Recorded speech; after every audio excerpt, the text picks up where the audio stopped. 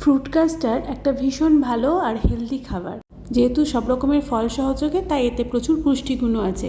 এবার আসি উপবাসের কথায়। যারা উপোস বা উপবাস করে থাকেন তাদের জন্য এটা একটা ভালো পেট ভরা খাবার। কিছুই না, একটু সাবু নিয়ে সারা রাত সেটা জলের মধ্যে ভিজিয়ে রাখলে সাবুদানাগুলো অটোমেটিক বড় হয়ে যাবে।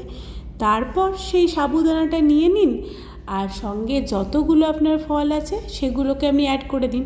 আর এই যে রইল প্রসাদের সন্দেশ হোক বা আলাদা করে সন্দেশ, সেটাও আপনি মেখে খেতে পারেন। প্রথমে এগুলো দিয়ে মেখে নিলেন, আর সঙ্গে প্রোটিন হিসেবে নিয়েছি দুধ। এই দুধটাও আপনি একটুখানি ফুটিয়ে ঠান্ডা করে নিয়ে তারপরে নেবেন। তারপরে সমস্ত রকম যেটুকুই ফল আপনার ঘরে থাকুক না কেন সেটা অল্প অল্প করে দেবেন এবং মেশাতে থাকবেন। বিশ্বাস করুন, এটা খেতে খুবই ভালো। পেট ভরা খাবার, পেট ভালো থাকে, শরীর ঠান্ডা থাকে, আর উপোসের পর খেলে কোনো সমস্যাই হয় না।